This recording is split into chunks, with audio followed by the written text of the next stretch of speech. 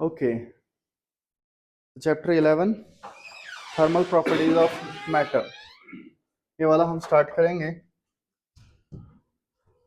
तो आइए देखिए, इसमें हमारे पास सबसे पहले क्या है? Temperature. What is temperature? Anyone? Degree of hotness और कोल्डनेस, कोई चीज कितनी ठंडी है कितनी गर्म है। तो हमारे पास एक टेम्परेचर होता है डिग्री सेल्सियस में, पानी का फ्रीजिंग पॉइंट 0 डिग्री सेल्सियस और बॉइलिंग पॉइंट 100 डिग्री सेल्सियस। फिर फारेनहाइट में होता है, कितना होता है? 32 डिग्री फारेनहाइट और 212 डिग्री फारेनहाइट। फिर हमारे पास केल्विन स्केल है, इसमें कितना होता है बताइए? ठीक, इसमें 273.15 केल्विन और 373.15 केल्विन। अप्रोक्सीमेटली हम इसे, ठीक है, 0.15 को हटा सकते हैं, बाकी वाला पार्ट ले सकते हैं, तो कोई प्रॉब्लम। अब हमारे पास क्या है? Thermometric property. कोई भी प्रॉपर्टी जो टेम्परेचर के साथ लीनियर ग्राफ बनाती है उसे थर्मोमेट्रिक प्रॉपर्टी कहते हैं। तो हमारे पास क्यू है एक थर्मोमेट्रिक प्रॉपर्टी, एक ऐसी प्रॉपर्टी जो टेम्परेचर के साथ क्या कर रही है? स्ट्रेट लाइन बना रही है। तो ग्राफ हमें कुछ ऐसा दिखेगा, यहाँ टेम्परेचर, यहाँ थर्मोमेट्रिक प्रॉपर्टी, दोनों में एक स्ट्रेट लाइन होगी। डिपेंडिंग ऑन कौन सी थर्मोमेट्रिक प्रॉपर्टी है, वो ओरिजिन से पास हो भी सकती है, नहीं भी हो सकती, लेकिन ग्राफ एक लीनियर रिलेशन होना चाहिए। तो हम क्या कर सकते हैं?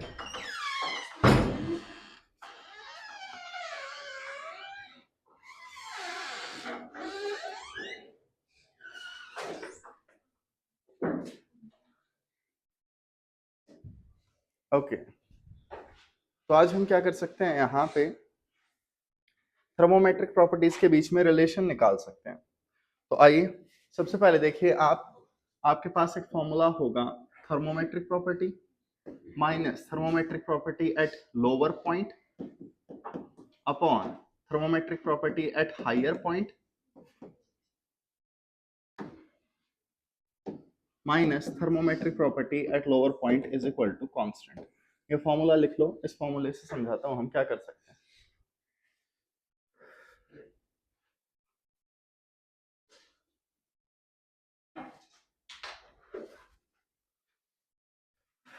तो देखिए,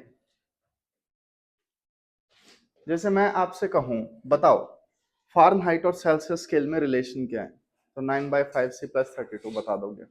लेकिन ये आया कहां से? तो सबसे पहले मेरे पास यहाँ दो थर्मोमेट्रिक प्रॉपर्टी हैं, एक फारेनहाइट एक सेल्सियस। ठीक है, थर्मोमेट्रिक प्रॉपर्टी टेम्परेचर खुद भी है। अब सबसे पहले मैंने लेफ्ट साइड ले लिया फारेनहाइट, तो Fahrenheit minus lower point upon upper point minus lower point is equal to, यहाँ क्या लेना पड़ेगा?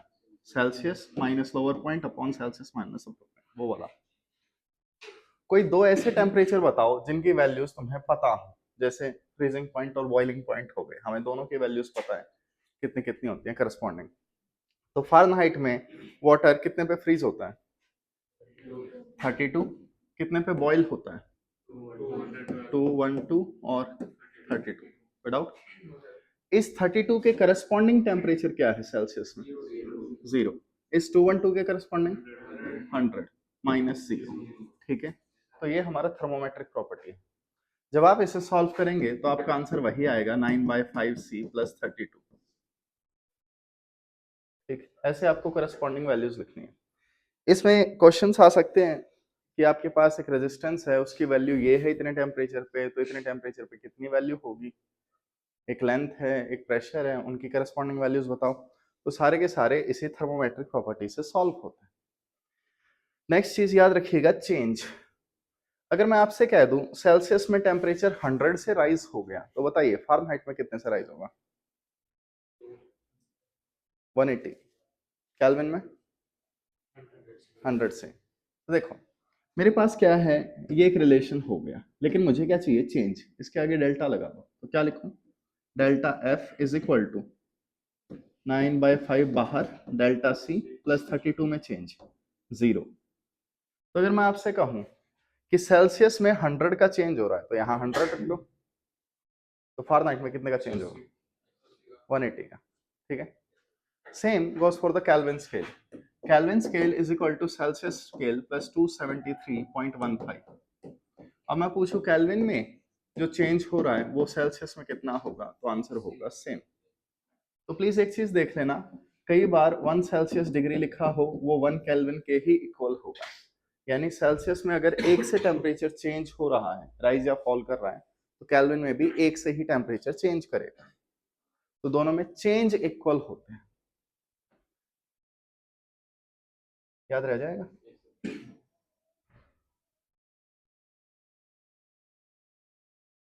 ओके, इसके बाद हमारे पास है थर्मल एक्सपेंशन। थर्मल एक्सपेंशन, तो मान लो आपके पास ये एक आयरन रॉड है, आयरन रॉड में बहुत सारे मॉलिक्यूल हैं ऐसे। ओके, आपने इसे हीट किया, हीट करने से क्या होगा? मॉलिक्यूल्स वाइब्रेट करेंगे, चीजें वाइब्रेट कर रही हैं तो अपने बीच में स्पेस ज्यादा क्रिएट करने की कोशिश करेंगे। तो यहाँ क्या होगा, ये जो मॉलिक्यूल्स हैं ये वाइब्रेट करते करते अपने बीच की इंटर एटॉमिक स्पेस को इंक्रीज करना चाहेंगे, जिसकी वजह से रॉड की लेंथ क्या हो जाएगी? इंक्रीज हो जाएगी। So most materials expand on heating. जितने भी मटेरियल्स हमें पता है उनमें से मैक्सिमम हीट करने पे एक्सपेंड ही होते हैं। This is called thermal expansion. तो यहाँ क्या इंक्रीज हो रही है? लेंथ। तो चेंज इन लेंथ किसके इक्वल होगा? Initial length alpha delta T, इसके इक्वल। या हम कह सकते हैं final length is equal to initial length 1 plus alpha delta T. देख लेना कौन सा फॉर्मूला ठीक लग रहा है तुम्हें। ओके, ये हमारे पास कुछ फॉर्मूले होते हैं। अल्फा का नाम कोफिशिएंट ऑफ लीनियर एक्सपेंशन। ठीक, ये अल्फा हो गया हमारे पास। अब प्लीज याद रखिएगा, एक्सपेंशन दो टाइप के हो सकते हैं, एक आइसोट्रोपिक, एक एनाइसोट्रोपिक। देखो मेरे पास ये एक क्यूबॉइड है, ठीक है, मैं इसे हीट कर रहा हूं, तो एक एक्सपेंशन हो सकता है आइसोट्रोपिक। ठीक, मैंने इस क्यूबॉइड को हीट किया, हीट करने से इसकी लेंथ ब्रेड्थ हाइट सारी 2% बढ़ गई। और एक हो सकता है एनाइसोट्रोपिक, ये मेरे पास एक क्यूब है, मैंने इसे हीट किया, सिर्फ इसकी लेंथ इंक्रीज हुई, ब्रेड्थ हाइट इंक्रीज ही नहीं हुई। तो अगर हर डायरेक्शन में प्रोपोर्शनल एक्सपेंशन हो रहा है, इक्वल नहीं प्रोपोर्शनल, हर डायरेक्शन में 5%, 5, 5, 5 ऐसे इंक्रीज हो रहा है, तो वो क्या होगा? Isotropic. Iso equal in all direction. और कोई डायरेक्शन किसी डायरेक्शन से ज्यादा एक्सपेंड हो रही है तो वो एनाइसोट्रोपिक एक्सपेंशन होगा। फॉर्मूला वही रहेगा, बस यहाँ क्या हो जाएगा? Change in length is equal to initial length alpha delta T, ये फॉर्मूला है। इसमें अल्फा लेंथ का अलग होगा, अल्फा ब्रेड्थ का अलग होगा, अल्फा हाइट का अलग होगा। जबकि इस वाले केस में अल्फा लेंथ ब्रेड्थ और हाइट के क्या होंगे? इक्वल होंगे। तो ये चीज थोड़ी सी देख लेना।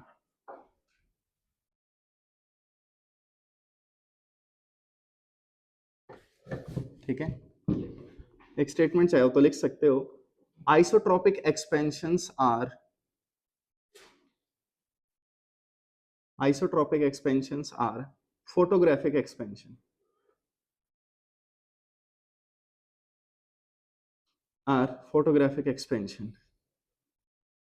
ये फोटोग्राफिक एक्सपेंशन होता है। जैसे मैं तुमसे कहूं तुम्हारे पास एक थाली है, प्लेट है मेटल की, जिस थाली में खाया उसी में छेद किया, तो यहाँ पे क्या हो गया?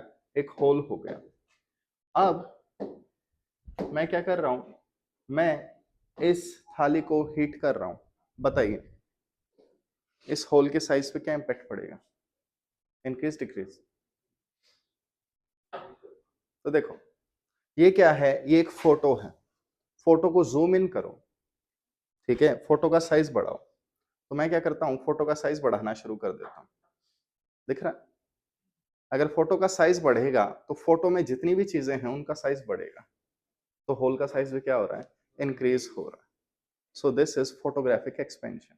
अगर आइसोट्रोपिक एक्सपेंशन है तो जैसे आप जूम इन करते हो एग्जैक्टली वैसे ही होगा। सो होल्स के साइज भी बढ़ते हैं एक्सपेंड करने से, याद रह जाएगी बात। अब इसके बाद मान लो आपके पास क्या है, ये एक प्लेट है, ये इसकी लेंथ, ये इसकी ब्रेड्थ, ठीक। मैं इसे हीट कर रहा हूं तो लेंथ ब्रेड्थ दोनों चेंज होंगे, तो एरिया में भी चेंज आएगा। तो हमें पता है delta A is equal to A naught delta T, बीच में क्या आएगा, अल्फा। यहां अल्फा नहीं कहते, यहां बीटा कहते हैं। Alpha is only for length, beta is for area, gamma is for volume, ठीक है। तो यहां पे मैंने बीटा लिख दिया, लेकिन मुझे पता है एरिया क्या होता है, लेंथ इनटू ब्रेड्थ। तो जरा बताएगा कोई डेल्टा ए बाई ए को क्या लिख सकते हैं, delta L by L plus delta B by B, ऐसे लिख सकते हैं।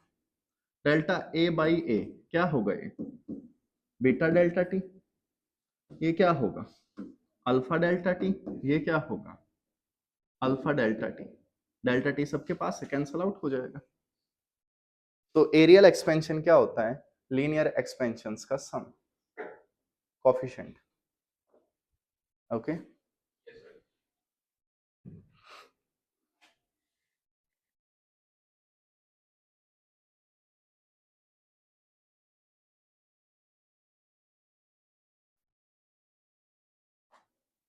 Same goes for volume. Volume कितनी होती है, लेंथ ब्रेड्थ हाइट, तो डेल्टा वी बाई वी लगाऊंगा तो वॉल्यूम में गामा आएगा, गामा क्या होगा alpha L alpha B plus alpha H. What if मैंने कह दिया आइसोट्रोपिक एक्सपेंशन, तो आपको पता होगा अल्फा तीनों एक्सिस में, एक्स वाई जेड एक्सिस में सेम होगा। तो बताओ बीटा की वैल्यू कितनी होगी, बीटा 2 अल्फा, गामा कितना होगा 3 अल्फा।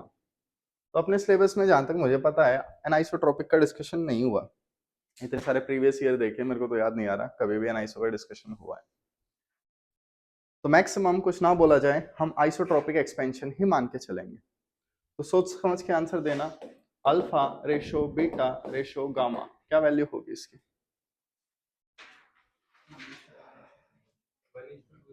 शाबाश 1 2 3। अगर आपको नहीं समझ में आया तो ऐसे सोच लो, अल्फा बीटा क्या होता है 2 अल्फा, गामा क्या होता है 3 अल्फा, ऐसे कर सकते हैं। या फिर हम ऐसे भी कर सकते हैं, alpha is equal to beta is equal to gamma, सही लिखा है। तो अल्फा को 1 से डिवाइड करो, बीटा को 2 से, गामा को 3 से, अब सही लिखा है। तो ये इनमें रिलेशन होता है,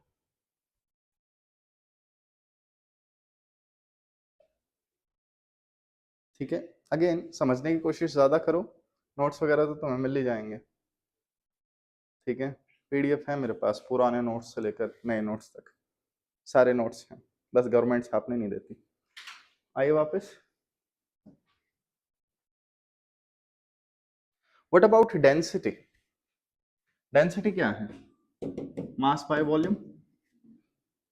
तो मैंने कह दिया इनिशियल वॉल्यूम ले लो तो इनिशियल डेंसिटी आ जाएगी, फाइनल डेंसिटी क्या होगी, mass by final volume. Final volume v initial 1 plus gamma delta T. So density का रिलेशन बाकियों से थोड़ा सा डिफरेंट है, ठीक है।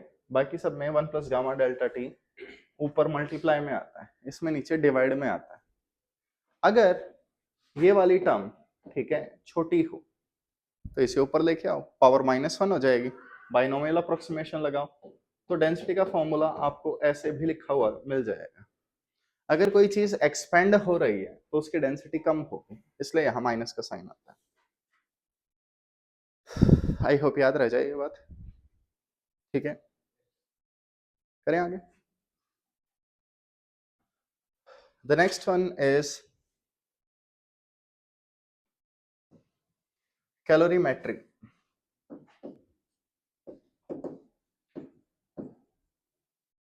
कैलोरीमेट्री शॉर्ट में कहें तो लॉ ऑफ कैलोरीमेट्री कहता है heat gain is equal to heat lost. अगर किसी ने हीट लूज की है तो वो हीट किसी ना किसी ने गेन की होगी, चाहे सराउंडिंग गेन कर रही हो। ठीक है, ये कैलोरीमेट्री है। जैसे ठंडे और गर्म पानी को मिक्स करके नहा रहे हैं तो एग्जैक्ट आइडिया नहीं रह पाता, तो कभी ज्यादा ठंडे से नहा लेते हो, ज्यादा गर्म से नहा लेते हो। तो नेक्स्ट टाइम कॉपी पेन लेके बैठना, प्रॉपर कैलकुलेशन करना थर्मोमीटर के साथ। आंसर प्रॉपर नहीं आएगा, फिर भी एरर आएगी क्योंकि बाल्टियां खुली होंगी। जब तक तुम्हारे रिजल्ट आएंगे पानी ठंडा हो चुका होगा, तो एरर को कंसिडर करके चलना। आओ, स्टार्ट करने से पहले हमारे पास टर्म होती है हीट कैपेसिटी। हीट कैपेसिटी का symbol small see generally. Heat capacity होती है हीट अपॉन टेम्परेचर चेंज, या फिर मैं कह सकता हूं Q is equal to C delta T. अब मान लो आपके पास एक बकेट पानी है, उसे गर्म करना है, तो लेट जस्ट से उसका टेम्परेचर 1 डिग्री से इंक्रीज करना है, तो हीट देनी पड़ेगी। आपके पास एक चम्मच पानी है, उसे हीट करना है, उसका टेम्परेचर 1 से बढ़ाना है, उसे भी हीट देनी पड़ेगी। किसको ज्यादा हीट देनी पड़ेगी, या सेम देनी पड़ेगी? क्या होस्टलर्स, जितना ज्यादा पानी होगा उतना ज्यादा गर्म होने में टाइम लेगा। तो आई होप आपको आइडिया हो। तो heat capacity depends upon mass. जितना ज्यादा बॉडी का मास होगा उतनी ज्यादा उसकी हीट की रिक्वायरमेंट होगी। ठीक, फिर इसके बाद नेक्स्ट टर्म आती है specific heat capacity. Specific heat capacity symbol S. ठीक है, सिंबल्स चेंज हो सकते हैं, मैं जनरल सिंबल्स यूज कर रहा हूं। तो स्पेसिफिक हीट कैपेसिटी में हम क्या करेंगे, heat upon mass into temperature. तो ये क्या करेगा, 1 ग्राम के लिए बता देगा। एक चीज देखिएगा, यहाँ पे कैलोरीमेट्री में, सिर्फ फिजिक्स में हम सीजीएस यूनिट्स यूज करना ज्यादा पसंद करते हैं। तो मास आपको इंस्टेड ऑफ केजी ग्राम में मिलेगा। ठीक है, और एनर्जी की सीजीएस यूनिट क्या है, डाइन फोर्स के बिड़ू। एनर्जी की सीजीएस यूनिट एनीवन, अर्ग किया है। ठीक है, अबे जोक तो मारने दे, इरशाद बोलना था। ठीक है तो एनर्जी की सीजीएस यूनिट है अर्ग, लेकिन हम यहाँ instead of CGS practical unit use करेंगे। एनीवन, एनर्जी की प्रैक्टिकल यूनिट कैलोरी। आपने कभी खाना वगैरह खाया हो, जिम में ट्रेडमिल पर रनिंग की हो, वो कभी भी जूल्स में नहीं बताएगा आपने कितनी हीट लूज की है, वो हमेशा कैलोरी में बताएगा। तो यहाँ पे सारा डेटा कैलोरी और सीजीएस इनमें चलेगा, तो थोड़ा सा ध्यान दे लेना। ठीक है, अगर आप यहाँ के फॉर्मूले लगा रहे हो, लेट जैसे आपने कह दिया हीट का फॉर्मूला ms डेल्टा टी, और आप उसे समहाउ काइनेटिक एनर्जी, रेजिस्टेंस, उन वाले चैप्टर से कंपेयर कर रहे हो, तो बाकी चैप्टर्स में हमेशा जूल में आंसर आएगा, यहाँ पे हम कैलोरी में लेके आएंगे, तुम्हारा लफड़ा हो सकता है। तो इस लफड़े का थोड़ा सा ध्यान रखना। इसी लफड़े को ठीक करने के लिए हम एक सिंबल लेके आते हैं, mechanical equivalent of heat which is J। तो मैकेनिकल इक्विवेलेंट ऑफ हीट, इसकी वैल्यू होती है 4.2 जूल पर कैलोरी। तो प्रीवियस ईयर में कई क्वेश्चंस में आपको J से मल्टीप्लाई या डिवाइड होती कोई क्वांटिटी दिखाई देगी। ये फिजिक्स वालों ने पता नहीं क्या सोच के सिंबल चूज किया है, J is for joule, J is for mechanical equivalent of heat. तो कई बार ये किसी नंबर के साथ चिपका होता है तो बच्चे उसे J पढ़ लेते हैं जूल के लिए, जबकि यूनिट थोड़ी सी स्पेस के साथ लिखी जाती है। थोड़ा ध्यान दे लेना। जो 4.2 नंबर है जिससे हम कैलोरी जूल में इंटरचेंज करते हैं, उसके लिए J सिंबल होता है। ये स्पेसिफिक हीट थी, and then finally was molar heat capacity. Anyone, molar heat capacity idea दीजिए, एक मोल के लिए। तो इसका सिंबल हम यूज करेंगे कैपिटल सी, जैसे आपने फॉर्मूला देखा हो केमिस्ट्री में, Cp minus Cv is equal to R। तो केमिस्ट्री में हम कैपिटल सी लेते थे, that was for molar heat. तो C का फॉर्मूला क्या होगा, Q upon N delta T, ये फॉर्मूला होगा, थोड़ा सा देख लेना। इसके बाद नेक्स्ट टर्म हमारे पास आती है इस चैप्टर में, latent heat L। Any ideas latent heat? वो हीट जो दिखती नहीं है, जैसे तुम आइस के ऊपर थर्मोमीटर लगा दो, हीट करते रहो हीट करते रहो, तो आइस -10 पे है, 9, 8, 7, 6 ऐसे माइनस में 0 तक आती रहेगी। 0 पे आने के बाद वो हीट तो एब्जॉर्ब करेगी लेकिन टेम्परेचर चेंज नहीं होगा, तो वो हीट हमें दिखती नहीं है लेकिन वो काम करती है। So latent heat is the heat that changes the state. Okay, ये स्टेट को चेंज करता है, सॉलिड को लिक्विड, लिक्विड को गैस, ऐसे। तो देखिए आपके पास क्या है, लेट जस्ट से यहाँ पे और यहाँ पे कोई टेम्परेचर स्केल है, कोई भी हो सकती है, नहीं नहीं सॉरी, यहाँ टाइम ले लेते हैं, यहाँ टाइम हो गया, यहाँ टेम्परेचर हो गया। प्लीज ध्यान से देख लेना, जरूरी नहीं है कि यहाँ टेम्परेचर 0 डिग्री सेल्सियस रहे, ठीक, हम टेम्परेचर केल्विन में भी ले सकते हैं। तो मैंने क्या किया, आइस को हीट करना स्टार्ट किया, आइस बहुत ठंडी थी, मैं हीट कर रहा हूँ, आइस का टेम्परेचर बढ़े जा रहा है और यहाँ पे 0 डिग्री सेल्सियस आ गया। अब क्या होगा, एनीवन? और हीट देंगे तो वो वाटर में कन्वर्ट होगी, स्टेट चेंज होते टाइम टेम्परेचर कांस्टेंट हो जाता है। इसके बाद क्या होगा, ठीक, टेम्परेचर बढ़ेगा, फिर 100 तक जाएगा टेम्परेचर, जैसे ही टेम्परेचर 100 पहुंचा फिर क्या होगा, कांस्टेंट, फिर उसके बाद वापस से, ठीक। तो आई होप आपको पता हो, स्टीम और वाटर अगर दोनों 100 डिग्री सेल्सियस पे हैं तो स्टीम में एनर्जी ज्यादा होती है, स्टीम के बर्न बहुत बुरे होते हैं, कभी कुकर से जलाओ हाथ स्टीम से, ठीक है। तो प्लीज एक चीज देखना, अगर टेम्परेचर चेंज हो रहा है तो आपको फॉर्मूला यूज करना है Q is equal to MS delta T, और अगर स्टेट चेंज हो रही है, ठीक, तो आपको फॉर्मूला यूज करना है ML, ठीक है। बच्चे फॉर्मूला में थोड़े कंफ्यूज रहते हैं, तो आपको दोनों फॉर्मूले थोड़े से देख के लगाने हैं। स्पेसिफिक हीट वाटर की कितनी है, 1 calorie per gram per Celsius degrees. Latent heat ice से वाटर विच इज फ्यूजन और मेल्टिंग, ये कितनी होती है, 80 कैलोरी पर ग्राम।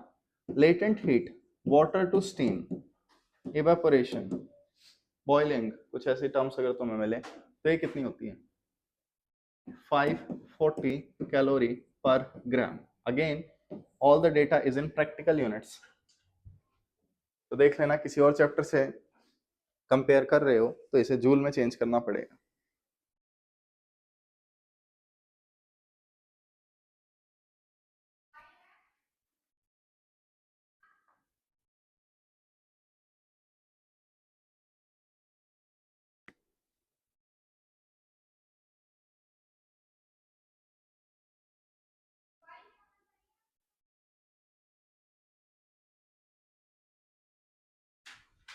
ओके आइए, ऐसे तो हवा में कुछ खास समझ नहीं आएगा, चलो थोड़े से इस पे न्यूमेरिकल करने पड़ेंगे। न्यूमेरिकल करने से पहले एक टर्म और आएगी, वाटर इक्विवेलेंट, इसे और लिख लो W, water equivalent small w। देखो जनरली वाटर इक्विवेलेंट तुम्हें हमेशा कैलोरीमीटर के लिए मिलेगा। लेट जस्ट से तुम खाना बना रहे हो, तवे पे रोटी डाल दी, तवा जस्ट रखा ही है, रोटी गर्म हो जाएगी नहीं, the container also absorbs heat. जो भी आप कंटेनर यूज करेंगे उसे हम कैलोरीमीटर कहेंगे, तो कैलोरीमीटर हमारा डिवाइस होता है जिसमें एक्सपेरिमेंट होते हैं, ठीक है। कंटेनर वो भी हीट एक्सचेंज करेगा, तो तुम्हें हमेशा कुछ लिखा हुआ मिलेगा, the water equivalent of calorimeter is 10 ग्राम 20 ग्राम, इस टाइप का डेटा, ठीक है। तो वाटर इक्विवेलेंट क्या है, वाटर के इक्वल। अगर मैं तुमसे कह दूं तुम्हारे पास एक कंटेनर है, इसका वाटर इक्विवेलेंट क्या है, 20 gram, so you have to treat the container as water, ठीक। तुम्हें इसे कंटेनर ना मान के इसे वाटर मानना हो, ठीक है। तो लिख लीजिए यहाँ पे, water equivalent is behaviour behavior of a substance as water। तो किसी भी चीज का वाटर इक्वलेंट दे दिया जाए, उसे वाटर के इक्वल ट्रीट करोगे। वाटर, आइस, स्टीम, किसके इक्वल? वाटर। प्लीज देख लेना, अगर मैं तुम्हें कहूं एक कंटेनर -20 डिग्री सेल्सियस पे है, मैं उसे 100 डिग्री सेल्सियस पे ले गया, क्या कंटेनर शेप चेंज करेगा? तो कंटेनर को वाटर ही रखना है, कुछ और नहीं रखना। ठीक है, तो यहां पे देखिए, लेट जस्ट से मैंने आपसे कह दिया आपके पास एक कंटेनर है, इस कंटेनर में आइस है -20 डिग्री सेल्सियस में, और मैं इसे हीट करते करते 100 डिग्री सेल्सियस पे ले गया। तो जो आइस है इसका मास है 50 ग्राम, और जो कंटेनर है इसका वाटर इक्विवेलेंट है 10 ग्राम। तो बताइए मुझे इस आइस को 100 डिग्री सेल्सियस पे ले जाने के लिए टोटल कितनी हीट चाहिए? ये मेरा क्वेश्चन है। क्वेश्चन आया समझ में? अब देखो मैं क्वेश्चन कैसे अप्लाई करता हूँ। सबसे पहले मेरे पास आइस है, कंटेनर मत लो। तो मेरे पास आइस है 50 ग्राम -20 डिग्री सेल्सियस पे, मैंने इसे हीट किया, क्या होगा बताओ? हीट करते करते सीधा 100 पे चली जाएगी, पहले किस पे जाएगी? 0। तो पहले मैं इसे 0 पे लेके जाऊंगा, और अब भी ये आइस ही रहेगी। क्या मास चेंज होगा? आइडियल केस में मास चेंज नहीं मानेंगे। फिर अब इसका टेम्परेचर 0 हो गया, अब भी मैंने इसे हीट किया, अब टेम्परेचर चेंज होगा? नहीं, स्टेट चेंज होगी। तो अब ये वाटर बन गया। अब इस वाटर को मैं हीट कर रहा हूं, ठीक? तो वाटर को अगर मैं हीट करूंगा तो हीट होते होते वाटर 100 डिग्री पे जा सकता है, कोई प्रॉब्लम? और फिर इस वाटर को अब भी हीट करूंगा, तो अब क्या होगा? ये स्टीम पे जाएगा, ठीक, सारा का सारा, और टेम्परेचर चेंज नहीं होगा। कभी भी किसी भी क्वेश्चन में हम स्टीम से आगे नहीं गए हैं। आ जाइए, फॉर्मूला बताइए, कौन सा फॉर्मूला आप अप्लाई करेंगे? मैं यहां से यहां जा रहा हूं, टेम्परेचर चेंज या स्टेट चेंज? तो हीट का फॉर्मूला लगेगा ms डेल्टा टी। मास तुम्हें पता है, डेल्टा टी तुम्हें पता है। स्पेसिफिक हीट आइस की होती है क्या बच्चे? स्पेसिफिक हीट आइस की होती है 1/2 calorie per gram Celsius degree. यानी आइस की 1 ग्राम को हीट करना है 1 सेल्सियस से, तो 1/2 कैलोरी हीट देनी पड़ेगी। बाकी डोंट वरी, जितने भी क्वेश्चन मैंने आज तक देखे हैं सब में नीचे डेटा लिखा होता है, ठीक है? तो ये फॉर्मूला यूज करेंगे। यहाँ फॉर्मूला क्या यूज किया जाएगा? हीट का ml।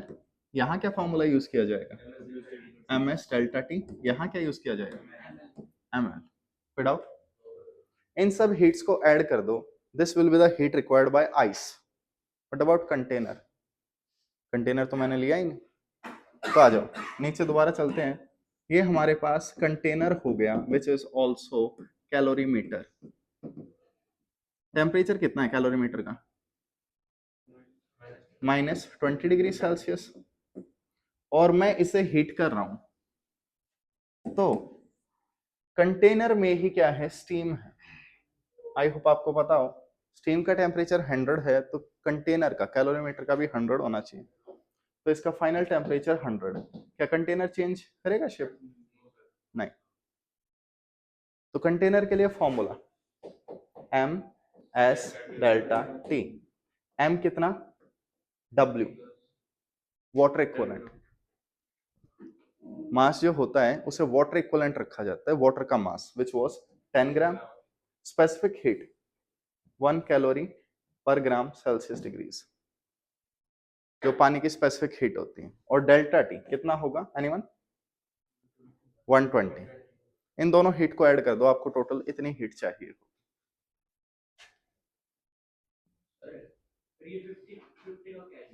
कौन सा 50? बालक 50 इसका है। ये वाले जो मासेस हैं ये सारे 50 रखे जाएंगे।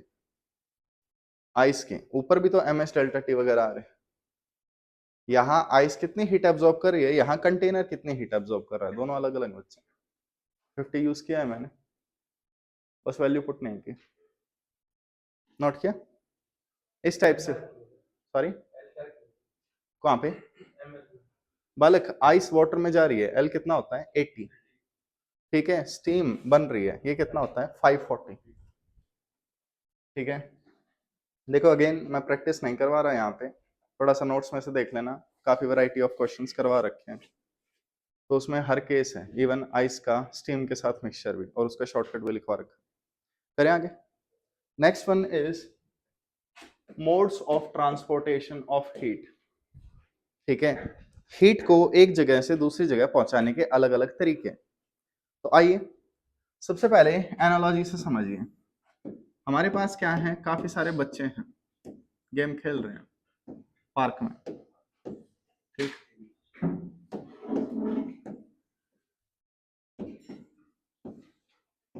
आइडेंटिकल बच्चे हैं, ठीक है, कॉपी पेस्ट कर दिया। आइए, इस बच्चे के पास एक बॉल है और इसे वो बॉल इसके पास पहुंचानी है। This one is the source and this one is the destination. तो मैं थोड़ा एनालॉजी से समझा रहा हूं, यहाँ पे हेल्प करवाओ। ये बॉल यहां तक पहुंचानी है, ये मूव नहीं करेगा। बताओ क्या क्या मेथड है। एक फेंक सकता है, ऑफ कोर्स, दिस फेंकना इज कॉल्ड रेडिएशन। सन से एनर्जी अर्थ पे कोई लेके नहीं आता, सन उस एनर्जी को फेंक देता है, जिसको चाहिए वो ले लो। तो this one is called radiation. Radiation में बीच वालों की जरूरत नहीं होती, रेडिएशन डजंट रिक्वायर मीडियम, ठीक। दूसरा, पास कर दो, इसने इसको दी, इसने इसको दी, इसने इसको दी, इसने इसको दी। This passing method is called conduction, ठीक। रात के 2 बजे भूख लगी, तुम मैगी बना रहे हो, मैगी बनाते बनाते तुम बड़ी वाली चम्मच भूल गए इसी के अंदर, फिर वापस हाथ लगाया, आ सारे सुर निकल सकते हैं। सो यहाँ क्या हुआ, हीट तो ये वाला पार्ट हो रहा था, लेकिन जब ये वाला पार्ट हीट हुआ मेटल में, तो मेटल के मॉलिक्यूल्स वाइब्रेट करने लग गए, वाइब्रेशन से हीट आगे ट्रेवल करने लग गई, और ट्रेवल करते करते यहां पहुंच गई। So heat is passed from one molecule to the next one. बीच वाले मॉलिक्यूल ना हो तो हीट पास हो जाएगी ऐसे। सो कंडक्शन रिक्वायर्स मीडियम। फिर लास्ट वाला मेथड क्या बताया, खुद चल के देखे आ जाए, ये वॉक करे और ले बेटा, कोई और तो कर नहीं रहा, अमेजोन की delivery. This walking method is called convection.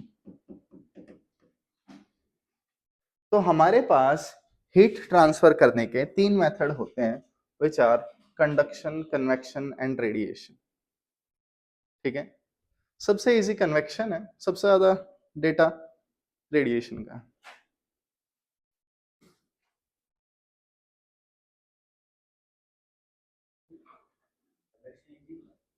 Conduction बालक, कन्वेक्शन पे न्यूमेरिकल्स नहीं बनते हैं, ठीक है। कन्वेक्शन सिर्फ थ्योरी बेस्ड है, तो इसकी थ्योरी वगैरह आपको पता होनी चाहिए। कंडक्शन और रेडिएशन पे न्यूमेरिकल्स बनते हैं, कंडक्शन पे एक ही टाइप का न्यूमेरिकल बनता है, तो वो इजी है, लेकिन रेडिएशन में टॉपिक ज्यादा आ जाते हैं। करें स्टार्ट, आइए। हाँ तो बच्चों देखो, सबसे पहले मैं कन्वेक्शन डिस्कस करना चाहता हूँ। कन्वेक्शन, आपने क्या किया, लेट जैसे सर्दियों में एक बकेट ली और बकेट के अंदर रॉड लगा दी, ठीक।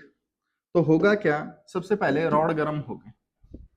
ऑन द अदर हैंड आप ऐसे सोच सकते हो, आपने यहाँ पे एक कंटेनर रखा, नीचे सावन में आग लगा दी, और अब हीटिंग स्टार्ट हो जाएगी। तो आप देख सकते हो, जो पार्ट मेटल को टच करेगा उसे सबसे पहले हीट मिलेगी, थर्मल एक्सपेंशन।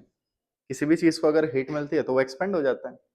तो यहाँ हमारे पास पानी है, पानी को हीट मिली, चौड़ आ गई उसमें, ठीक है, फूला नहीं, समा रहा, इसका साइज बढ़ गया, क्या होगा एनीवन, वॉल्यूम इंक्रीज होगी तो क्या होगा, डेंसिटी डिक्रीज हो जाएगी। और हमें पता है लाइट डेंसिटी वाले पार्टिकल्स कहाँ रहेंगे, ऊपर। तो ये वाला पार्टिकल हीट लेके ऊपर जाएगा, ये वाला पार्टिकल हीट लेके ऊपर जाएगा, ये पार्टिकल मूव कर गया, अब क्या होगा, इसकी जगह कोई और पार्टिकल आएगा, कोई और टच करेगा, वो हीट लेगा, वो ऊपर जाएगा। तो जितने भी पार्टिकल्स बेस को टच करेंगे वो सारे के सारे हीट लेके ऊपर जाएंगे, मूव करेंगे। तो यहाँ पे कोई किसी को हीट दे नहीं रहा है, सबको खुद हीट लेके जाना पड़ रहा है। तो यहाँ जितनी ज्यादा स्पेसिफिक हीट होगी उतना अच्छा कन्वेक्शन होगा। तो सबसे अच्छा कन्वेक्टर है वाटर। वाटर की स्पेसिफिक हीट बहुत ज्यादा है, इसीलिए ओशंस के आसपास टेम्परेचर चेंज नहीं आते। तुम सर्दी गर्मी कभी भी अपने साउथ इंडिया में ओशंस के आसपास वाले रीजन में कॉल कर दो, ठीक है, वहाँ ऐसा ही मिलेगा। मुंबई वाले जब दिल्ली में आते हैं तो बहुत ज़्यादा लगता है उन्हें दिसंबर में, जबकि हमें कुछ फील भी नहीं हो रहा था खास। तो यहाँ पे आप देख सकते हैं ये कन्वेक्शन है, अपनी हीट लो और चलते बनो। तो अगर कभी आपने ऐसे रॉड गर्म किए और रॉड बिल्कुल बेस तक नहीं है, तो लास्ट में, स्टार्टिंग में तो गरम गरम से नहा लिए, लास्ट में बिल्कुल ठंडा ठंडा आएगा। तो ये कन्वेक्शन की दिक्कत है। कन्वेक्शन दो टाइप के होते हैं, कौन कौन से, एनीवन आइडिया दे सकते हो? वन इज नेचुरल कन्वेक्शन, जो कन्वेक्शन अपने आप हो जाए उसे नेचुरल कन्वेक्शन बोलेंगे। The second one is forced convection, जबरदस्ती कन्वेक्शन करवाना। जैसे आप पानी उबाल रहे हो कंटेनर में, ठीक है, तो क्या चम्मच लेके पानी हिलाते हो कि हाँ भाई ले पानी मिक्स हो जा तू? नहीं। ऑन दी अदर हैंड वहीं पे अगर तुम दाल वगैरह बना रहे हो या मैगी ही बना रहे हो, तुम्हें बार बार उसे मिक्स करना पड़ेगा। तो अगर किसी चीज में आपको स्टरर की हेल्प चाहिए हो, स्टर, ठीक है, घुमाने वाला, वो चिमटी, चिमटी नहीं सॉरी, मेरे पास वर्ड नहीं है, चम्मच ही ले लो लाइक जैसे, किसी भी केस में अगर तुम चम्मच से घुमा रहे हो तो वो क्या है, फोर्स्ड कन्वेक्शन। और किसी में जरूरत नहीं पड़ रही है तो वो नेचुरल कन्वेक्शन। नेचुरल कन्वेक्शन बिना ग्रेविटी के नहीं हो सकता। जैसे यही पानी हम आउटर स्पेस में गर्म कर रहे हैं, देखो स्पेस में चले गए लेकिन पानी गर्म कर रहे हैं, तो ये पानी हीट लेगा, लेकिन ये ऊपर क्यों जाएगा? ऊपर जा ही नहीं सकता, ग्रेविटी ही नहीं है, बिना ग्रेविटी के मॉलिक्यूल्स ऊपर नहीं जा सकते। तो जो अपने हवा गर्म होती है ये ऊपर चलती है, गर्मियों में जो लू चलती है, ये सारा का सारा कन्वेक्शन का रीजन। ठीक, कन्वेक्शन की एप्लीकेशन है, एक तो ट्रेड विंड, सुना हो, इक्वेटर के आसपास चलने वाली हवाएं, लैंड ब्रीज और सी ब्रीज। दिन के टाइम में तुम देखोगे समुद्र की तरफ से हवा आ रही है, जबकि रात के टाइम में, ठीक है, लैंड से समुद्र की तरफ हवा जा रही है। ठीक है, तो नेक्स्ट टाइम किसी बीच एरिया पे जाओ, वहां छोटे छोटे झंडे लगे होते हैं, उनसे आप देख लेना दिन में और रात में झंडों की डायरेक्शन अपोजिट हो जाती है। ठीक है, तो ये था हमारा कन्वेक्शन, इसमें और कुछ खास नहीं है। The next one is conduction. अगर आपके पास कोई रॉड है और आपने रॉड के इस साइड T1 टेम्परेचर लगा दिया, इस साइड T2 टेम्परेचर लगा दिया, तो हीट ऐसे फ्लो होगी। So heat upon time, dk upon dt is called heat current. आइए बच्चे, फर्स्ट क्लास, कोई बात नहीं। हाँ भाई, हीट करंट की कोई यूनिट बता सकता है? Anyone? Heat upon time, energy upon time, क्या हो गया, कभी वाट नहीं लगी क्या? तो इसकी यूनिट वॉट होगी, बेशक ये करंट हो लेकिन ये हीट करंट है, इसकी यूनिट हम वॉट रखेंगे। इसका फॉर्मूला होता है K A T higher minus T lower upon L, length, कितनी लेंथ और एरिया से करंट जा रहा है, ये वाला हमारे पास क्या होगा, हीट करंट होगा। ठीक है, करें स्टार्ट। अब देखो, अगर तुम्हें इसके क्वेश्चन करने पड़ जाए, क्या हो गया, लिख रहे थे क्या, लिख लीजिए, इट्स ओके। ठीक है, अगेन मैं कहता हूँ समझने पे ध्यान दो, लेकिन चलो अच्छी बात है लिखना भी, लिखना इज नॉट अ बुरी चीज।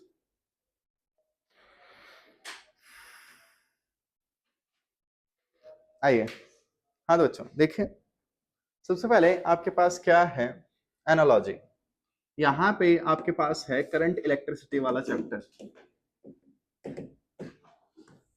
और यहाँ पे है कंडक्टिविटी। कौन सी कंडक्टिविटी, थर्मल कंडक्टिविटी, ये वाला टॉपिक। तो यहां हमने फॉर्मूला पढ़ा था V is equal to I R, I hope याद हो, वेरी इंपॉर्टेंट रिलेशन। और यहां पे इसकी जगह हम क्या लिख सकते हैं, delta T is equal to H R. Please देख लेना, ये जो v होता है this one is actually delta v, लेकिन हमारी आदत होती है इसे भी लिखने की। तो समझते हैं, यहां पे हमारे पास पोटेंशियल होगा, पोटेंशियल इज v, तो पोटेंशियल की जगह यहां क्या आएगा, टेम्परेचर डिफरेंस। ठीक, यहां हमारे पास करंट होता है, करंट की जगह यहां आएगा हीट करंट। फिर यहां हमारे पास रो था, रो क्या था, रेजिस्टिविटी। यहां रेजिस्टिविटी नहीं होती, तो रेजिस्टिविटी की जगह हम लेते हैं 1 अपॉन कंडक्टिविटी। के इज कॉल्ड थर्मल कंडक्टिविटी। ठीक, रेजिस्टेंस का फॉर्मूला क्या था, रो एल बाय ए। तो यहां रेजिस्टेंस की जगह हम उसे क्या कहेंगे, थर्मल रेजिस्टेंस। वो इलेक्ट्रिकल रेजिस्टेंस था, ये थर्मल रेजिस्टेंस हो जाए। तो रो तो है नहीं, तो रो की जगह 1/k एल बाय ए ऐसे यूज करेंगे। तो सीरीज पैरेलल के जो भी फॉर्मूले थे आप उन्हें सेम टू सेम अप्लाई कर सकते हो इनकी हेल्प से। ठीक है, अगर आपके पास मल्टीपल रॉड्स हैं तो treat the rods as resistances, आपकी बात बन जाएगी। ओके, ठीक है, नोट्स में है बच्चों ये सारी चीजें, इससे ज्यादा डिटेल में ही है। आइए वापस नेक्स्ट, इसके बाद है radiation. Radiation, the transfer of heat bye electromagnetic waves. जो इलेक्ट्रोमैग्नेटिक वेव होती हैं, gamma, x, ultraviolet, visible, infra, radio, micro, याद हो तो, ठीक है, इनसे जो एनर्जी का ट्रांसफर होता है दैट इज रेडिएशन। अब रेडिएशन में आपको कुछ टर्म्स पता होने चाहिए। The first term is intensity. Anyone, intensity is energy radiated per unit area per unit time, energy upon time, power, so intensity is power per unit area। Please थोड़ा सा देख लेना, एरिया मैक्सिमम आपको 4πr² लेना पड़ेगा। कभी πr² लेते घूमो, सन से एनर्जी 3D में हर डायरेक्शन में जाती, सर्कल में नहीं जाती। ठीक, तो ये हमारे पास इंटेंसिटी का फॉर्मूला होगा, हर चीज एनर्जी रेडिएट करती है। ठीक है, next, the next term here will be black body। Short में मैं कहूंगा, अगर लिखना पड़ जाए तो बीबी लिख लेना। ब्लैक बॉडी क्या, काली भैंस, क्या होती है black body, anything that is black, बताइए। ब्लैक बॉडी का कलर क्या होगा, चलो यही बता दो। ब्लैक बॉडी का कलर ब्लैक या व्हाइट होता है।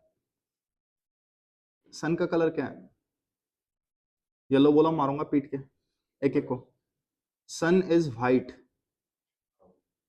हाउ, सन येलो दिखता है, सन का कलर व्हाइट है। एटमॉस्फेयर में सनलाइट आते ही स्कैटर हो जाती है, सबसे ज्यादा कलर स्कैटर होता है, इसलिए बादल, पानी ब्लू है। तो व्हाइट लाइट में से ब्लू वाला पार्ट ले लो, तो ऑरेंज रेड वाला पार्ट, येलो वाला पार्ट यही तो बचेगा। तो सन का कलर देखो, अर्ली इन द मॉर्निंग और इवनिंग में सन बिल्कुल रेड रेड दिखाई देगा, स्कैटरिंग क्या, ऑरेंज रेड के पास ही है बच्चे। ठीक है, मेरे को बाकी ज्यादा डिफरेंस पता नहीं इनमें, कभी मैंने कलर कोडिंग प्रॉपरली ली नहीं। ठीक है, लेकिन दिन के टाइम सन उतना ऑरेंज नहीं दिखाई देता, ये सारा रिफ्रैक्शन वगैरह का रीजन है, एंड स्कैटरिंग दिखता है, देख नहीं पाते। दिन के टाइम वो लाइट बहुत ज्यादा होती है, कैमरे से फोटो खींच लें। बालक, नेक्स्ट टाइम एरोप्लेन में ट्रेवल करो दिन के टाइम, तो कोशिश करना विंडो वाली सीट वो लो जिस साइड से सन दिख रहा है। तुम्हें एक तो अर्थ का कर्वेचर दिखाई देगा कि अर्थ स्फेयर है, और दूसरा तुम्हें सन का कलर दिखाई देगा जो कि व्हाइट है। एरोप्लेन से कई बार मैंने सन को देखा है। ठीक है बालक, वो हमारी आदत है, बचपन में हम सन का डायग्राम बनाते हैं माउंटेन्स के पीछे, ठीक है, तो उसे येलो दिखा देते हैं, बट सन का कलर व्हाइट है। सन से सारी लाइट आती है, अगर सन से सारे कलर आ रहे हैं तो combination of colours is white.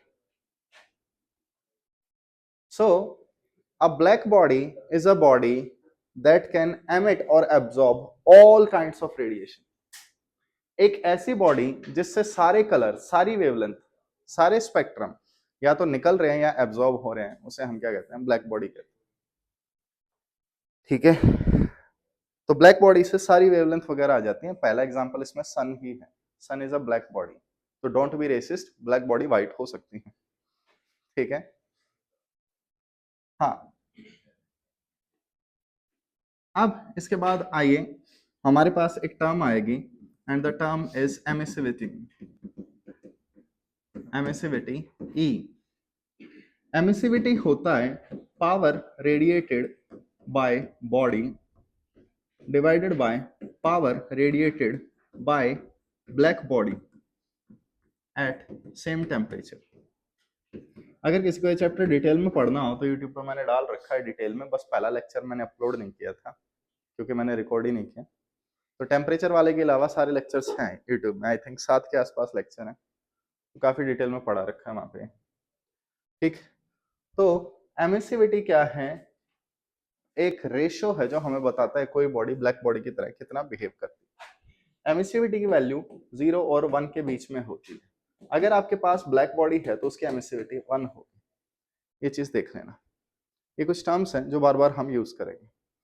इसके बाद the next one is Kirchhoff's law. Anyone, any ideas? Kirchhoff's law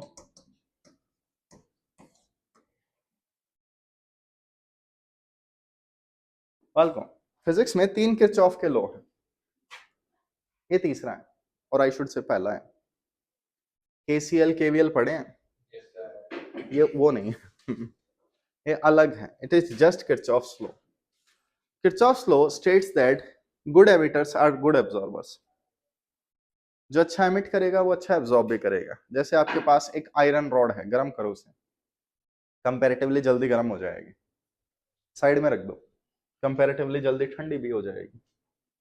तो जो अच्छा एब्जॉर्ब कर रहा है वो अच्छा एमिट भी करेगा। ये है Kirchhoff's law. Good emitters are good absorbers. अब एक चीज देखिए, हमारे पास 3 टर्म होती हैं, those are called reflectance, absorptance and transmittance. Reflectance का मतलब हुआ टोटल हीट आई क्यू, उसका कितना पार्ट रिफ्लेक्ट हो गया। अगेन टोटल हीट आई, उसका कितना पार्ट एब्जॉर्ब हुआ, और टोटल हीट का कितना पार्ट ट्रांसमिट हुआ। all of these are called all of these are reflectance, absorbance and transmittance. अब देखो, लेट जैसे तुम्हारे पास एक ग्लास स्लैब है, ये ग्लास की स्लैब हो गई, यहां से हीट आई क्यू, क्या होगा? एनीवन? हीट का कुछ पार्ट रिफ्लेक्ट कर सकता है, कुछ पार्ट आर पार हो जाएगा ट्रांसमिट, और जो पार्ट नहीं दिख रहा वो एब्जॉर्ब हो गया। So by conservation of energy बताओ, total heat is reflected heat, absorbed heat and transmitted heat. इस क्यू को नीचे ले आओ, reflectance, absorptance, transmittance is equal to 1। एक चूहा, 1 रैट, 1 आर्ट,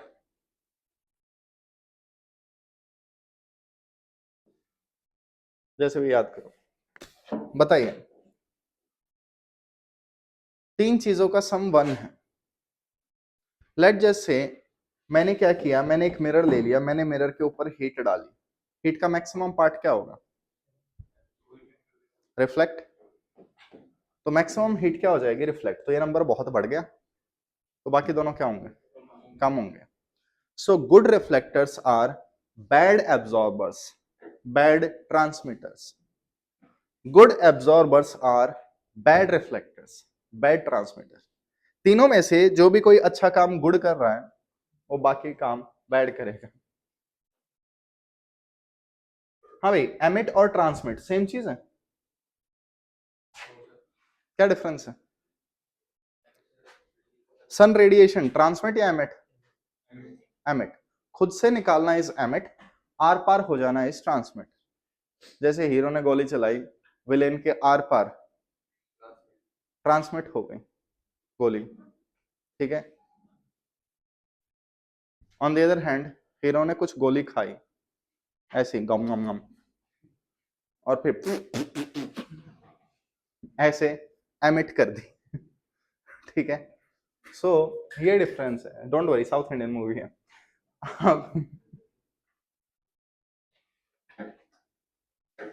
इसी टाइप से चलता रहा, मेरी रील्स हिट होती रही, तो एक दिन मैं भी एक्टिंग में दिखूंगा, और मेरे बाल का कलर ग्रीन होगा, मेरे पास एक KTM और DSLR होगा। ओके, हाँ भाई, नोट किया।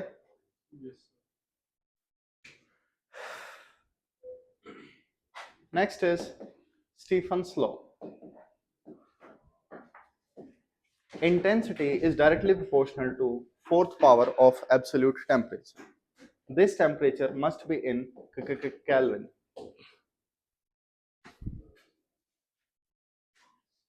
अगर कोई बॉडी हीट रेडिएट करती है तो उसकी हीट रेडिएटेड टेम्परेचर की फोर्थ पावर पर डिपेंड करेगी। ये स्टीफन्स लॉ है। हाँ भाई, और ये कौन सी बॉडी है? Black body. स्टीफन्स लॉ सिर्फ इतना कहता है, हम इसे मॉडिफाई करके और भी बना सकते हैं। आइए, प्रोपोर्शनलिटी हटाएंगे, क्या आएगा? The constant is called sigma. Sigma का नाम स्टीफन बोल्ट्जमैन कांस्टेंट। सिग्मा की वैल्यू एक डेसिमल आएगा और 10 की पावर माइनस में आएगी, तो sigma is 5, 6, 7, 8। Okay, thank you. लग रहा था सो रहे हो बीच में, अगर सोना है तो बैंक में रख दो, इंटरेस्ट मिल जाएगा, ठीक है। क्या आपके पास जितना भी गोल्ड है, बैंक उस पर 2.5% इंटरेस्ट देता है। अमिताभ बच्चन, ये मैंने सुना नहीं, ये नहीं, मेरे पास टीवी नहीं है ना, तो मैं ऐड वगैरह देख नहीं पाता प्रॉपर। मेरे पास यूट्यूब है, यूट्यूब पे ऐड वो आती है ना जो मैंने हिस्ट्री वगैरह सर्च कर रखी हो, ठीक। मान लो अगर कभी मैंने गलती से नीट टाइप कर दिया गूगल पे, यूट्यूब पे, या जस्ट अभी मैं बोल रहा हूँ तो मेरा फोन सुन रहा है, तो अब मेरे को मैक्सिमम नीट से रिलेटेड ऐड मिलेंगे कोचिंग्स वगैरह के। क्या? नहीं नहीं, उसकी ऐड नहीं आती मेरे पास, ठीक है, वो मैंने कस्टमाइज कर रखा है। यूट्यूब भी कंफ्यूज्ड है, ठीक है। मैं सिंगिंग से लेकर डांसिंग तक सारी वीडियो सर्च कर लेता हूँ, यूट्यूब वाले सोच रहे हैं ये करता क्या है, इसे क्या कस्टमाइजेशन है, ठीक है। तो और ऊपर से मैंने एड ब्लॉक लगा रखे हैं, तो मेरे पास एड्स वगैरह आती नहीं। अबे एड ब्लॉक फ्री में लगती है ढक्कन, ठीक। अब तेरे को पता नहीं है, मेरे मोबाइल में भी ऐड नहीं आती, वहां भी एड ब्लॉक लगे हुए हैं। इंजीनियरिंग का कुछ तो यूज किया मैंने।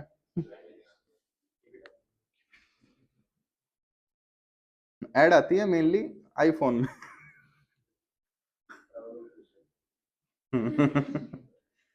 और उसे मैं चलाता हूँ इंटरनेट ऑफ करके, तो वहां भी ऐड नहीं मिलती। थैंक यू बच्चे, काश मैं भी कह पाता।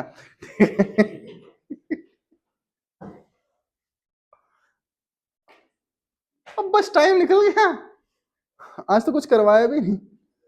हाँ भाई, एमिसिविटी का formula, emissivity formula power bye a body divided by power bye black body, दोनों साइड एरिया से डिवाइड कर दो, intensity of a body over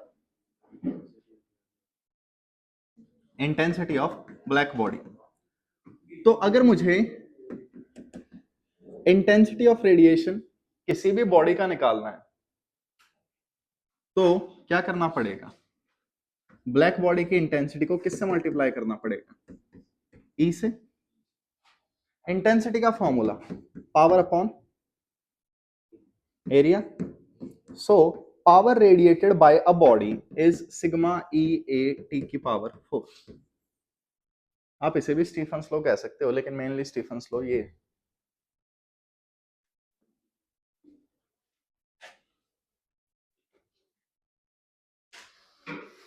करें? नेक्स्ट, अब देखो, अगर एक बॉडी हीट रेडिएट करती है इतनी पावर पे, तो लेट जैसे ह्यूमंस का टेम्परेचर 37 डिग्री सेल्सियस है प्लस 273, तो केल्विन में आ गया। तो ह्यूमंस तो हीट रेडिएट करके कब के ठंडे हो जाते हैं,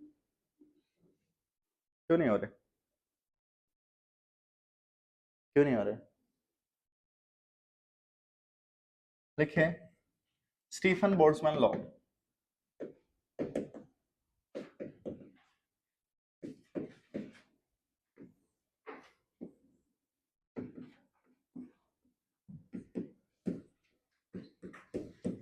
देखिए, आपके पास एक बॉडी है टी टेम्परेचर पे और एक सराउंडिंग है T naught temperature. According to Stefan's law, अगर किसी भी चीज के पास टेम्परेचर है तो वो हीट रेडिएट करेगी। तो किसके पास टेम्परेचर है? किसके पास है? दोनों के पास, बॉडी के पास भी सराउंडिंग के पास भी। तो ये बॉडी क्या करेगी? बॉडी पावर रेडिएट करेगी। तो पावर रेडिएटेड कितना आएगा? सिग्मा ई ए, बॉडी की पावर 4। लेकिन सराउंडिंग के पास भी तो टेम्परेचर है, सराउंडिंग भी तो हीट रेडिएट कर रहा है, वो किसको मिलेगी? बॉडी को। तो ये बॉडी और क्या कर रही है? पावर एब्जॉर्ब कर रही है। कितना होगा ये? Sigma E A T not की पावर 4। तो बताओ नेट पावर रेडिएटेड कितनी बनी? बताओ हमें ठंडी क्यों लगती है? लेट जैसे तुसी गए, लद्दाख थे या और ठंडी जगह, वैसे लद्दाख ही है आसपास, हालांकि लद्दाख हिमालय का ही पार्ट है। आई थिंक तो माउंट एवरेस्ट बोलना चाहता था, हिमालय बोल पड़ा। जहां तक मुझे पता है लद्दाख हिमालय का ही पार्ट है, ठीक है। बाकी जियोग्राफी में नंबर खास नहीं आए थे मेरे, क्योंकि सब्जेक्ट ही नहीं था मेरे पास। वापस आइए। हाँ तो बच्चों देखो, अगर आप ऐसी जगह चले गए जहां बाहर बहुत ठंड है, तो बॉडी ज्यादा रेडिएट करेगी और कम एब्जॉर्ब कर पाएगी, तो वो रेडिएशन ज्यादा है। अब एक दो महीने में ही बाहर का टेम्परेचर 48 डिग्री सेल्सियस हो जाएगा। अब तुम बाहर खुले में घूम रहे हो, खुले घूम रहे हो, बाहर का टेम्परेचर ज्यादा है, सराउंडिंग ज्यादा हीट रेडिएट करेगी, तो तुम्हें ज्यादा एब्जॉर्ब करनी पड़ेगी। तुम हीट ज्यादा एब्जॉर्ब करने लग गए और रेडिएट नहीं कर रहे, तो ह्यूमन बॉडी का टेम्परेचर चेंज हो जाएगा, इंक्रीज हो जाएगा, हीट स्ट्रोक लग सकता है। तो हमारे लिए बेस्ट टेम्परेचर्स 37 के आसपास वाले ही होते हैं, ज्यादा बड़े गैप नहीं होने चाहिए। शॉर्ट में कहूँ तो 25 भी ठीक है, क्योंकि ह्यूमंस को एनर्जी रेडिएट ही करनी पड़ेगी, जो खाओगे उसे निकालना भी पड़ेगा एज रेडिएशन, ठीक है। नेक्स्ट टाइम गर्मियों में अगर सो बिना पंखे वगैरह के, लट जैसे रात को सोना पड़ जाए, 1 लीटर पानी पी के सोना, सुबह बाथरूम वगैरह कुछ खास नहीं आएगा, ठीक है। अगर बहुत ज्यादा गर्मी है तो सुबह उठ के तुम देखोगे तुम्हारा वेट जो है वो डिक्रीज हो गया। सोने से जस्ट पहले वेट मेजर करो और उठने के जस्ट बाद वेट मेजर करो, तुम्हें इसमें डिफरेंस मिलेगा, because of E is equal to M C square. Human body जो खाने की एनर्जी वगैरह बनाती रहती है वो निकलती रहती है। तो तुम्हारा वेट सबसे लाइट सुबह होगा, 2 नंबर के बाद, आई होप। ठीक है। नेक्स्ट टाइम अगर तुम जिम में जा रहे हो और हैवी एक्सरसाइज कर रहे हो, तो जिम में जाते ही वेट मेजर करना और निकलते ही वेट मेजर करना, 200-300 ग्राम का फर्क होगा। तो बॉडी लगातार हीट रेडिएट करती रहती है, तो हमें ऐसे टेम्परेचर ज्यादा सुटेबल रहेंगे जो ह्यूमन बॉडी से थोड़े से कम पे। इसीलिए 22 से 28 से टेम्परेचर हमारे लिए काफी ठीक रहते हैं ह्यूमन बॉडी के लिए। इवोल्यूशन बाकी तुम लोगों ने पढ़ा ही होगा। हाँ तो बच्चों, नेट पावर रेडिएटेड कितनी बनी? सिग्मा ई ए टी की power 4 minus T not power 4। This is Stefan Boltzmann law.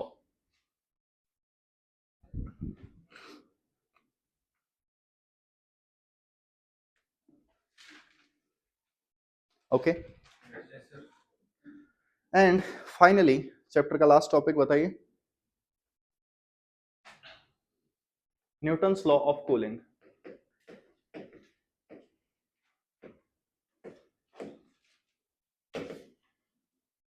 अगर तो में से कोई चाय कॉफी कुछ पीता है तो उसे पता है चाय जैसे ही आई है एकदम बिल्कुल ताती ताती गरम गरम, बस 5 मिनट छोड़ दो, ठंडी हो जाएगी, पीने लायक हो जाएगी। अगले 10 मिनट में देखो टेम्परेचर नियरली उतना ही रहेगा, उससे अगले 10 मिनट में देखो टेम्परेचर हल्का सा चेंज होगा। तो यहां पे सबसे पहली चीज आती है हमारे पास rate of cooling. Rate of cooling का मतलब होता है कितना टेम्परेचर चेंज हुआ डिवाइडेड बाय कितना टाइम लगा। ये टेम्परेचर है, कितना डिक्रीज हो रहा है, और ये टाइम। तो यहाँ क्या आएगा, एक माइनस का साइन। क्यों क्यों? अगर टेम्परेचर कम हो रहा है तो डेल्टा नेगेटिव होगा, नेगेटिव के आगे नेगेटिव लगा देंगे तो वो पॉजिटिव हो जाएगा। आप देखिए न्यूटन्स लॉ ऑफ कूलिंग कहता है जो रेट ऑफ कूलिंग है वो डायरेक्टली प्रोपोर्शनल है temperature of liquid minus temperature of surrounding. ठीक है, जितना बड़ा किसी चीज का गैप होगा सराउंडिंग के साथ उतनी जल्दी वो कूल होगा। तो लेट जैसे सुबह तुमने बकेट पानी की गर्म कर दी, 11 बजे के आसपास देख रहे हो, तुम्हें थोड़ी बहुत हीट उसमें मिलेगी, थोड़ी बहुत। क्योंकि अगर मैं किसी लिक्विड का टेम्परेचर वर्सेस टाइम प्लॉट करूं तो हमें सबसे पहले तो सराउंडिंग का टेम्परेचर चाहिए। तो लेट जैसे एक लिक्विड है, उसका टेम्परेचर ये है, आपने इसे ठंडा होने के लिए छोड़ दिया तो उसका टेम्परेचर ऐसे ऐसे डिक्रीज होने लग जाएगा और फाइनली सराउंडिंग के इक्वल होगा। तो स्टार्टिंग में देख सकते हो, लेट जस्ट से मैं टाइम लाइन पे 5-5 मिनट का गैप ले रहा हूं। ठीक, तो पहली 5 मिनट में आप देख सकते हो टेम्परेचर कितना ज्यादा कम हो गया, ये टाइम पे तो काम करता नहीं। ठीक, फिर अगली 5 मिनट में आप देख सकते हो टेम्परेचर में चेंज कोई खास नहीं आया, उससे अगली 5 मिनट में, उससे अगली 5 मिनट में टेम्परेचर चेंज नहीं आ रहे हैं। तो this is Newton's law of cooling. अब इससे रिलेटेड न्यूमेरिकल्स आ चुके हैं, जस्ट इन केस फ्यूचर में न्यूमेरिकल्स आ जाएं तो हमें क्या करना है बताइए। हवन क्या करेंगे, सॉल्व करेंगे, क्या बात है। तो आपके पास एक लिक्विड है, T1 से T2 टेम्परेचर पे जा रहा है T टाइम में। तो आपको इक्वेशन लगानी है T1 minus T2 upon time is equal to K T1 plus T2 by 2 minus T0। ये इक्वेशन आप 2 बार लगा दीजिए, डिवाइड कर दीजिए, आपका आंसर आ जाएगा। ठीक है, this one is called Newton's law of cooling. आपको एग्जांपल मिल जाएंगे, नीट जेई दोनों में क्वेश्चन आए हुए हैं, इसी फॉर्मूले से सॉल्व होंगे।